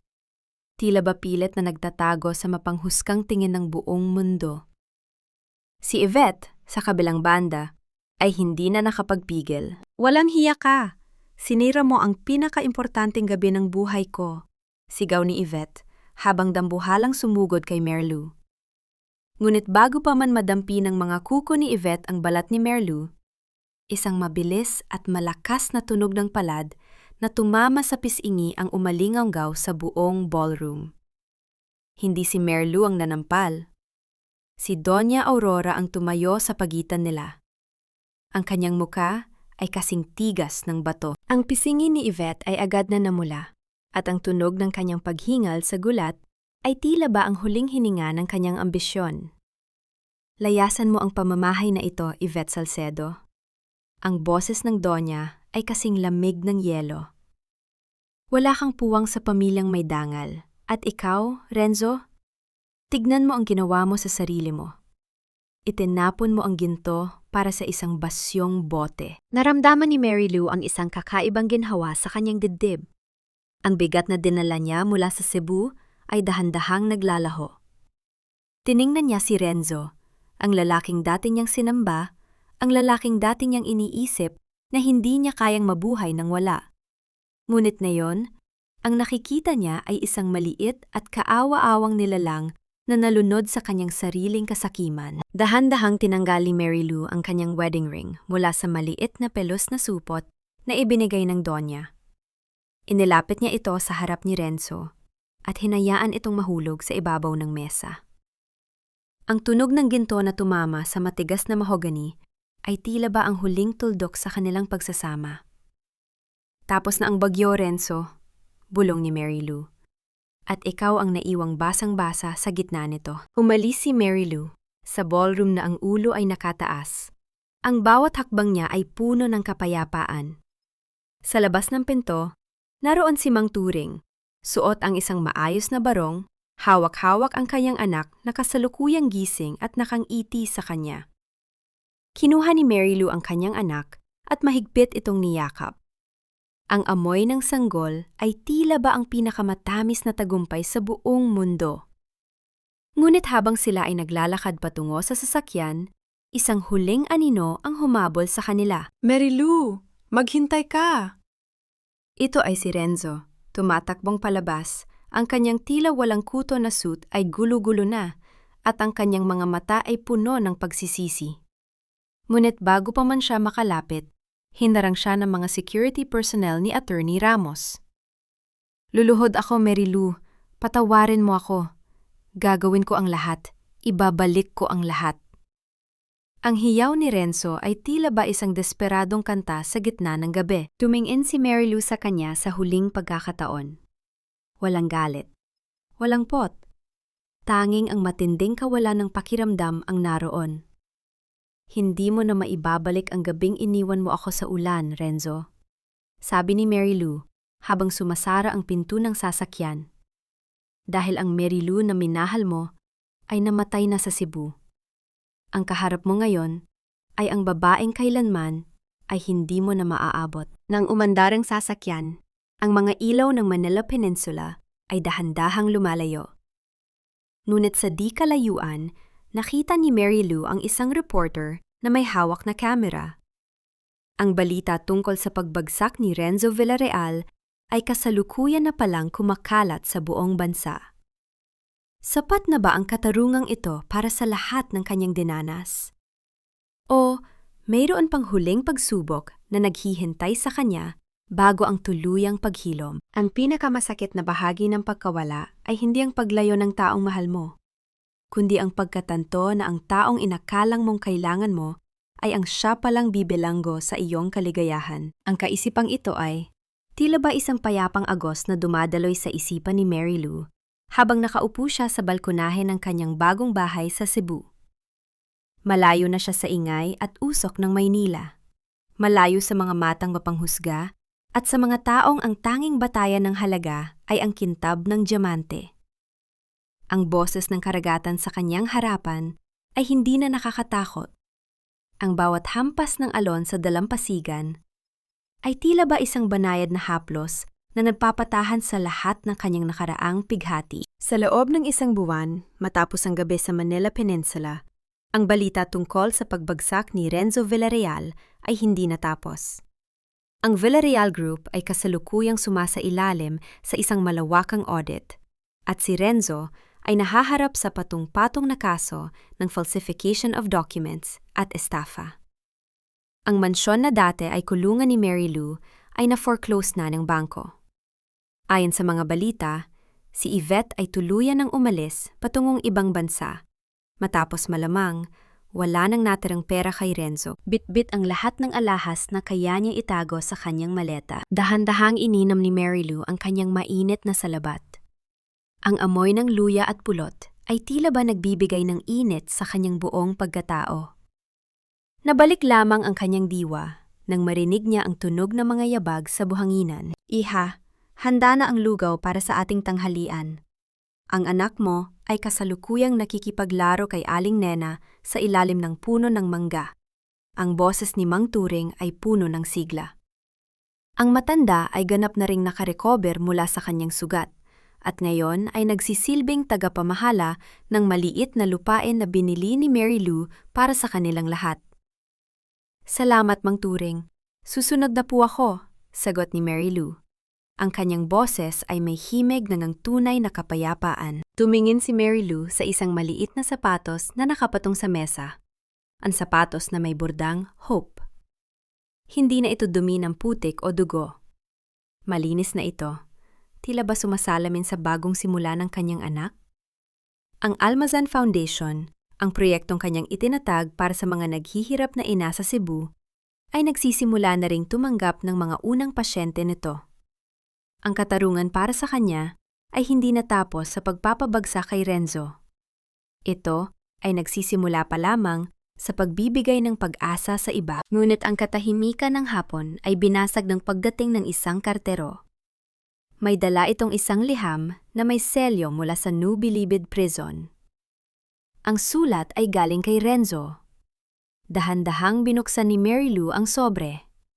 Ang sulat ay puno ng mga salitang humihingi ng tawad, mga pangakong magbabago, at mga pakiusap na sana ay madala niya ang bata upang makita man lang siya sa likod ng rehas. Mary Lou, araw-araw kong naaalala ang gabi sa Cebu. Ang lamig ng ulan at ang mukha mo ng talikuran kita. I lost everything, but the hardest thing to lose is the chance to be a father to our son. Please, let me make it up to you. Isang malalim na hininga ang pinakawalan ni Mary Lou. Walang galit na sumiklab sa kanyang dibdib. Wala ring poot. Tanging isang matinding awa ang naramdaman niya para sa lalaking meron na ng lahat, ngunit piniling itapon ito para sa wala. Dahan-dahang kinuha ni Mary Lou ang isang lighter at sinilaban ang dulo ng sulat. Ang apoy ay dahan-dahang lumamon sa mga salita ng pagsisisi ni Renzo. Ang usok na lumilipad patungo sa langit ay tila ba ang huling hibla ng kanilang nakaraan na tuluyan na niyang pinuputol. Ang pagpapatawad ay hindi laging nangangahulugan ng pagbabalik, Renzo. Bulong ni Mary Lou sa hangin habang pinapanood ang abo na natatangay ng hangin patungo sa dagat. Minsan, ang pagpapatawad ay ang pagpili na maging malaya mula sa iyo. Tumayo si Mary Lou at naglakad patungo sa ilalim ng puno ng mangga. Nang makita niya ang kanyang anak na tumatawa habang hinahabol ang isang paru-paro, naramdaman niya ang isang matinding kaligayahan na hindi kayang bilhin ng kahit anong yaman. Ang bawat sakripisyo, ang bawat luha, at ang bawat sakit ay tila ba naging mga buto na ngayon ay nagbubunga ng isang masaganang hinaharap. Ngunit habang naglalakad siya, napansin niya ang isang lalaking nakatayo sa di kalayuan. Pinagmamasdan ang kanyang foundation. Isang pamilyar na mukha na hindi niya inaasahang makikita rito sa probinsya. Si Attorney Leandro Ramos. Suot ang kanyang simpleng polo shirt ay nakangiting lumapit sa kanya. Ang sabi nila, ang pinakamagandang tanawin sa Cebu ay ang paglubog ng araw, sabi ng abogado. Ang kanyang boses ay mas malumanay kaysa nung nasa Manila sila. Ngunit sa tingin ko, mas maganda ang tanawin ng isang buhay na muling nabuo. Ngumiti si Mary Lou, isang tunay at tapat na ngiti. Ang katarungan ay tapos na, ngunit ang kwento ng kanyang paghilom ay kasalukuyan pa lamang na nagsusulat ng isang bagong kabanata. Maari nga bang ang katarungan ay magbigay daan sa isang bagong pag-ibig? O sapat na ba para kay Mary Lou ang pagmamahal ng kanyang anak at ang kapayapaang kanyang pinaglaban? Ang tunay na lunas sa pusong sugatan ay hindi lamang ang pagpataw ng parusa sa nagkasala, kundi ang pagtanggap sa mga pagkakataong dumarating ng hindi inaasahan. Mga pagkakataong muling magtitiwala sa gitna ng takot. Ang kaisipang ito ay tila ba isang mahinahong awit na nagpapagaan sa dibdib ni Mary Lou habang pinagmamasdan niya si Attorney Leandro Ramos na kalaro ang kanyang anak sa damuhan. Ang sikat ng hapon sa Cebu ay nagbibigay ng ginintuang kulay sa paligid. Nagmumukhang isang buhay na pintura ang bawat sandali.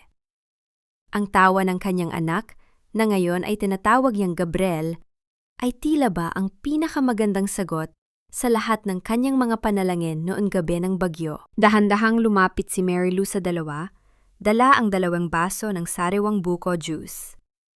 Ang tunog ng kanyang mga hakbang sa damuhan ay marahan. Tila ba ayaw niyang gambalain ang napakagandang tagpong yon? Napansin niya kung paano maingat na hinahawakan ni Leandro ang mga munting kamay ni Gabriel, isang pag-aalaga na kailanman ay hindi niya nakita kay Renzo. "He likes you, Eddie," puna ni Mary Lou. Ang kanyang Taglish ay may kasamang malambot na ngiti. Kadalasan, mailap siya sa mga taong hindi niya kilala. Pero sa'yo, mukhang komportable siya agad. Tumingin si Leandro sa kanya, at sa mga mata nito ay nakita ni Mary Lou ang isang katapatan na hindi humihingi ng kapalit. Siguro dahil nararamdaman niya na wala akong ibang hangad, kundi ang protektahan kayong dalawa. At pakiusap, Maria Lucia, Leandro na lang. Hindi na ako ang abogado mo rito sa Cebu. Naramdaman ni Mary Lou ang isang munting kislap sa kanyang dibdib. Isang damdamin na akala niya ay tuluyan ang namatay sa gitna ng ulan. Ngunit kasabay nito ay ang isang munting kaba. Kaya na ba niyang muling magbukas ng pinto? O ang anino ni Renzo ay mananatiling nakabantay sa bawat sulok ng kanyang puso? "I resigned from the firm in Manila," pagpapatuloy ni Leandro. Ang kanyang boses ay seryoso ngunit puno ng init. "Gusto kong tumulong dito sa foundation mo. Hindi bilang isang legal consultant, kundi bilang isang taong naniniwala sa advokasya mo. At baka bilang isang taong gustong mas makilala ka pa. Malayo sa mga kaso at dokumento." Nabalik lamang ang diwa ni Mary Lou nang marinig niya ang tunog ng isang sasakyang dahan-dahang humihinto sa tapat ng gate ng foundation. Isang itim na limousine, kasing kintab ng mga sasakyan sa Forbes Park, ang tumambad sa kanila. Ang lahat ng kapayapaan sa paligid ay tila ba panandaliang nanganib. Bumukas ang pinto ng sasakyan at lumabas si Doña Aurora Villarreal. Ngunit hindi ito ang Doña na nakilala ni Mary Lou. Ang matanda ay mukhang mas matanda na sa kanyang edad. Ang kanyang tindig ay hindi na kasing tatag ng dati, at ang kanyang mga mata ay may bakas ng matinding kalungkutan. Hawak niya ang isang maliit na kahon na yare sa mamahaling kahoy. Dahan-dahang lumapit ang matanda kay Mary Lou. Ang bawat hakbang nito sa buhanginan ay tila ba isang pagpapakumbaba. Nang makatapat na siya, hindi ito nagsalita agad. Tumingin muna ang Donya kay Gabriel at sa isang sandali, nakita ni Mary Lou ang isang patak ng luha na gumulong sa pisngi ng kanyang dating biyenan. Nandito ako hindi para manggulo, Mary Lou. Ang boses ng Donya ay gumaralgal. Isang tunog na kailanman ay hindi inakala ni Mary Lou na maririnig mula sa kanya.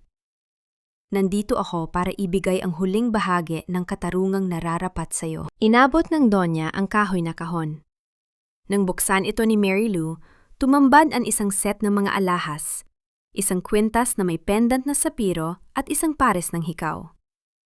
Ito ang mga alahas na pagmamay-ari ng ina ni Don Facundo.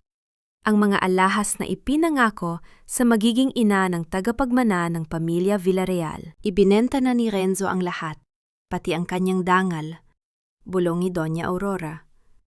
Ngunit itinago ko ito, dahil alam kong balang araw mahahanap kita. Ang mga ito ay hindi para sa iyo bilang asawa ni Renzo, kundi para sa iyo bilang ina ng batang ito. Siya na lang ang natitirang pag-asa ng aming pangalan. Tumingin ang Donya kay Mary Lou nang may pagsusumamo. Patawarin mo ako, Mary Lou, sa lahat ng pananahimik ko habang sinasaktan ka ng anak ko. Ang aking hiya ang naging hadlang para gawin ang tama. Ngayon, wala na akong kahit ano, kundi ang pagsisisi na ito. Ramdam ni Mary Lou ang bigat ng mga alahas sa kanyang palad, ngunit mas mabigat ang bigat ng emosyon sa hangin.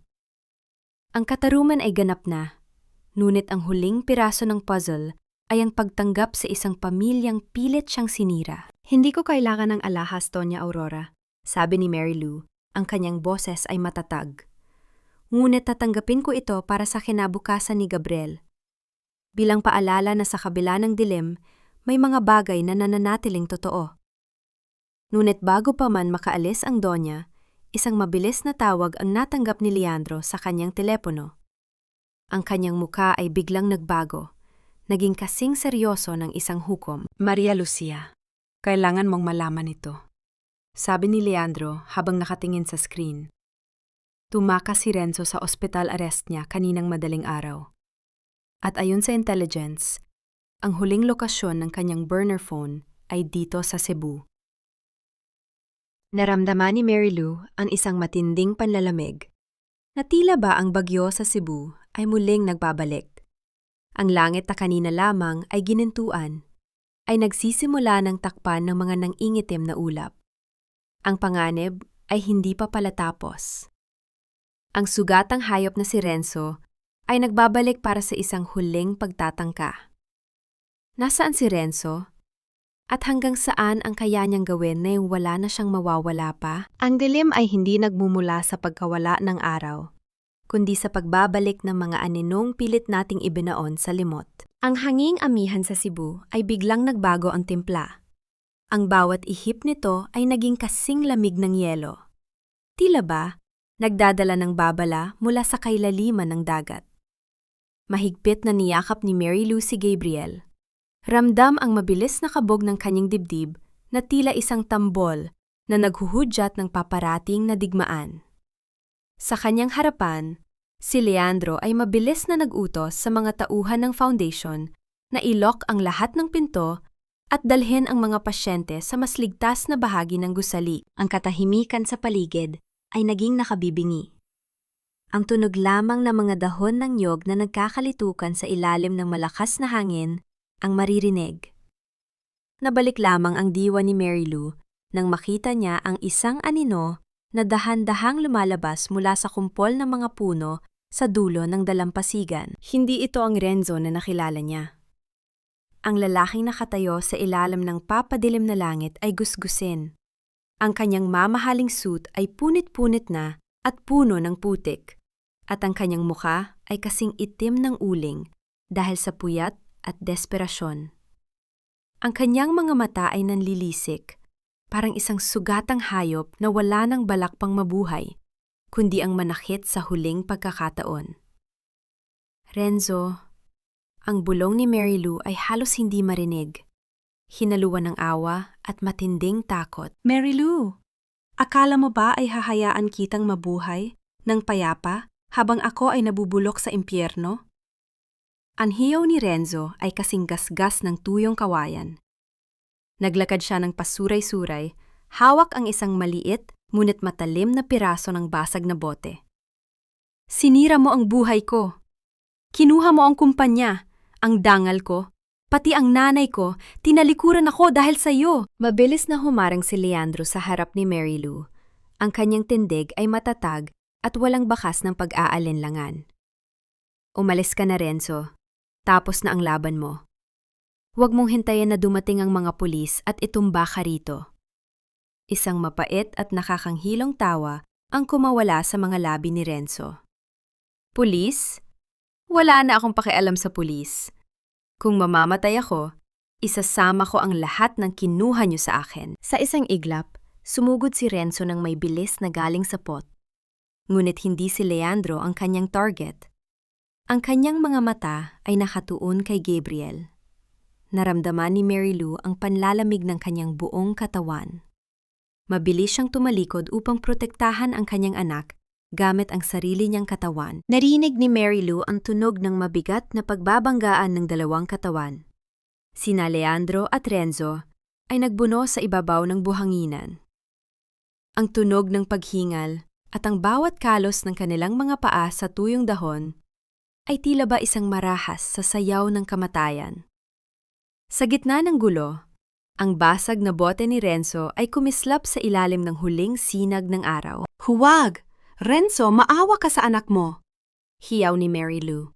Ang kanyang mga luha ay muling pumatak, hindi dahil sa kahinaan, kundi dahil sa sakit na makitang ang ama ng kanyang anak ay tuluyan ng nilamon ng kadiliman. Napatigil si Renzo nang marinig ang salitang anak. Tumingin siya kay Gabriel at sa isang sandali, ang galit sa kanyang mga mata ay napalitan ng isang matinding kalituhan. Sa pagkakataong yon, ang tunog ng mga sirena ng pulis ay nagsimulang umalingaw-ngaw mula sa malayo. Ang mga ilaw ng kanilang sasakyan ay nagsimulang magbigay ng kulay asul at pula sa paligid. Binitiwan ni Renzo ang basag na bote. Napaupo siya sa buhanginan.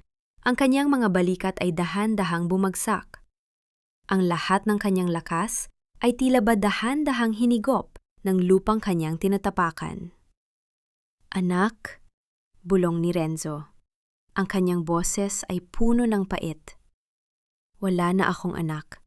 Wala na akong kahit ano. Dahan-dahang lumapit ang mga otoridad at pinigilan si Renzo. Walang laban, walang sigaw. Tila ba ang lalaking ito ay isang basyong bote na lamang na iniwan sa dalampasigan. Habang ipinapasok siya sa sasakyan, tumingin si Renzo kay Mary Lou sa huling pagkakataon. Walang galit sa kanyang mga mata. Tanging ang matinding kawalan at ang pagkaunawa na siya mismo ang pumatay sa kanyang sariling kaligayahan. Nang dahan-dahang lumayo ang mga sasakyan ng pulis, ang katahimikan sa Cebu ay muling bumalik. Ngunit ito ay hindi na ang katahimikang puno ng takot. Ito ay ang katahimikang nagbabadya ng tuluyang paghilom. Naramdaman ni Mary Lou ang isang mainit na kamay sa kanyang balikat. Si Leandro, bagaman may mga galos sa muka, ay nakatingin sa kanya ng may labis na paghanga. Tapos na, Maria Lucia, bulong ni Leandro. Ang huling unos ay lumipas na. Niyakap ni Mary Lou ang kanyang anak ng mahigpit. Tumingin siya sa malawak na dagat kung saan ang mga alon ay dahan-dahang kumakalma. Ang bawat sugat ng nakaraan ay tila ba dahan-dahang binabalot ng asin ng dagat, masakit sa simula. Ngunit alam niyang ito ang magpapahilom sa lahat. Sapat na ba ang lahat ng ito upang muling buksan ang puso sa isang bagong pag-ibig?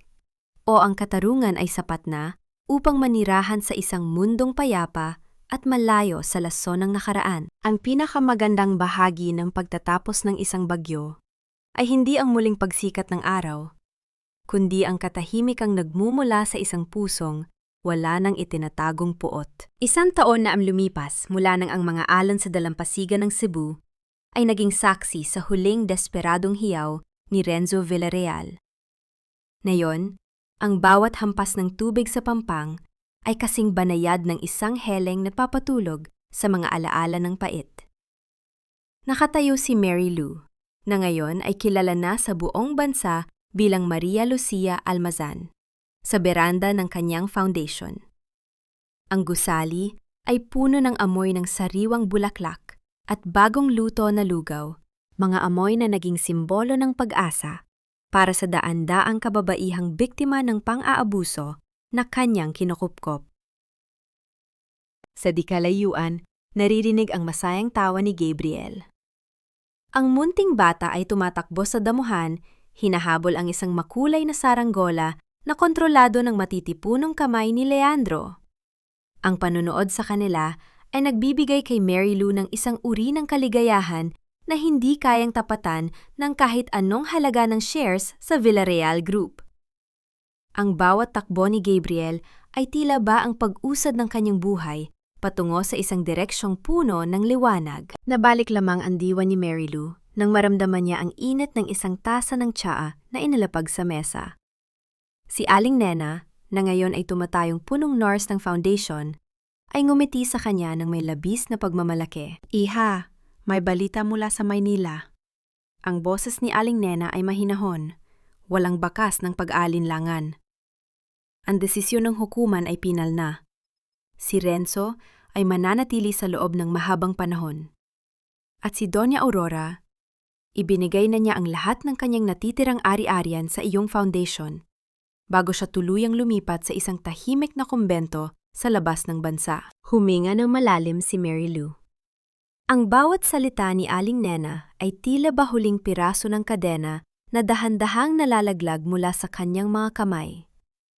Napatingin siya sa asul na kalangitan. Wala na ang takot. Wala na ang pangangailangang magpaliwanag sa mundong hindi naman nakinig sa kanya noon. Dahan-dahang lumapit si Leandro sa kanya, habang bitbit si Gabriel na kasalukuyan ng inaantok dahil sa pagod.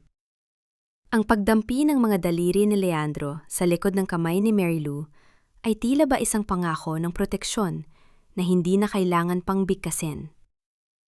"You did it, Maria Lucia," bulong ni Leandro. Ang kanyang mga mata ay nagniningning sa ilalim ng paglubog ng araw. Hindi mo lang iniligtas ang sarili mo. Iniligtas mo ang kinabukasan ng maraming tao. Tumingin si Mary Lou sa kanya at sa unang pagkakataon, hinayaan niyang sumandal ang kanyang ulo sa balikat ng lalaki. Ang bawat pintig ng puso ni Leandro ay tila ba sumasabay sa kumpas ng kapayapaang matagal niyang hinanap. "Hindi ko ito ginawa para sa paghihiganti, Leandro," sagot ni Mary Lou sa wikang Taglish. Ang kanyang boses ay puno ng katarungan. "I did it for Gabriel, at para sa babaeng namatay sa ulan noong gabing iyon sa Cebu. She deserved to be reborn as someone who is loved and respected." Ang paglubog ng araw sa Cebu ay nag-iwan ng mga kulay rosas at lila sa kalangitan. Isang napakagandang pagtatapos sa isang kwentong nagsimula sa dilim. Ang bawat sugat sa puso ni Mary Lou ay hindi na mga bukas na sugat, kundi mga pilat na nagsisilbing medalya ng kanyang katatagan. Sa gitna ng payapang hapon, habang ang tunog ng mga kuliglig ay nagsisimulang pumailan lang sa hangin, alam ni Mary Lou na ang tunay na tagumpay ay hindi ang pagkakaupo sa isang mataas na trono, kundi ang pagkakaroon ng lakas na patawarin ang nakaraan upang bigyang daan ang isang bukas na malaya sa tanikala ng pot.